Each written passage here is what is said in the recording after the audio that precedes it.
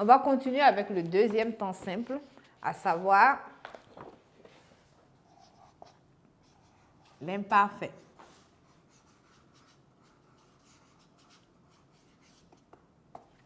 L'imparfait. Et comme on l'a déjà vu ensemble, la règle dit que pour conjuguer un verbe à l'imparfait du subjonctif, il faut d'abord conjuguer le verbe au passé simple de l'indicatif et ajouter maintenant les terminaisons du subjonctif imparfait que je vais énumérer. Donc, on dit, pour obtenir l'imparfait du subjonctif,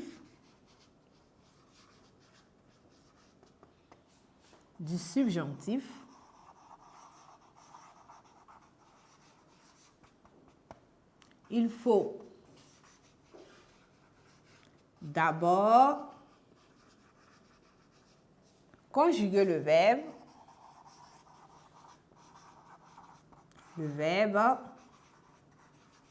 au passé simple de l'indicatif,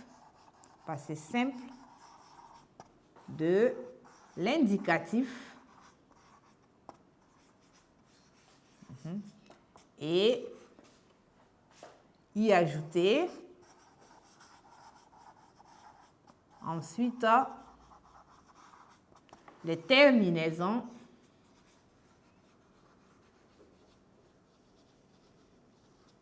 du subjonctif imparfait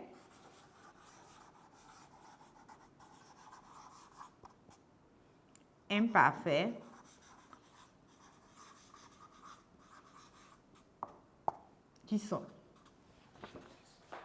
la première personne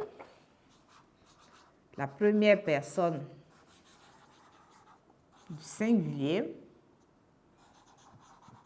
Je vais énumérer d'abord les personnes et ajouter maintenant les terminaisons plus tard. Donc, la deuxième personne du singulier, la troisième personne du singulier,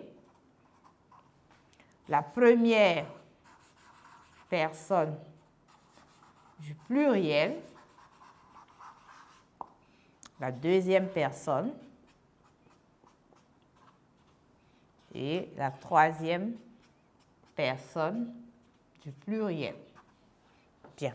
À la première personne du pluriel, pardon, à la première personne du singulier, on ajoute la terminaison 2SE. La deuxième personne, 2S, pardon, on aura 2S, ES. Et la troisième personne, on dit qu'on met un accent circonflexe sur la dernière voyelle et on ajoute un T. Ensuite, la première personne du pluriel, la deuxième personne du pluriel et enfin, la troisième personne du pluriel. En application, nous allons prendre un exemple comme le verbe chanter. Donc, exemple, chanter. Ensemble, on va conjuguer le verbe chanter au subjonctif imparfait. On va commencer toujours avec les pronoms personnels.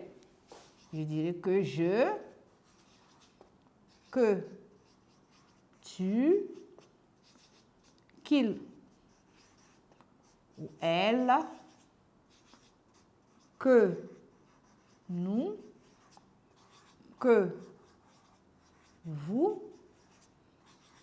qu'il ou elle. Bien. Donc, je commence avec le verbe chanter à la troisième personne du pluriel. Je dirais qu'il ou elle chanta. Donc, j'ai chanta. Chanta comme base. Chanta. Chanta. Chanta. Chanta. Chanta. Voilà, donc j'ai ma base, mon radical. À ce radical-là, maintenant, je vais ajouter les terminaisons qu'on m'a données. On a dit qu'à la première personne, 2SE, troisième, 2 S-E-S. Et là, je dois mettre un accent circonflexe sur la dernière voyelle et ajouter un T. Et donc, voici ainsi comment on conjugue le verbe chanter à l'imparfait du subjonctif.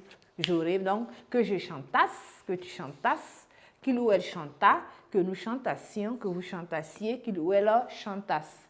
Il faut rappeler que le subjonctif imparfait, c'est un temps qu'on n'utilise plus trop comme ça, mais vous pouvez le rencontrer.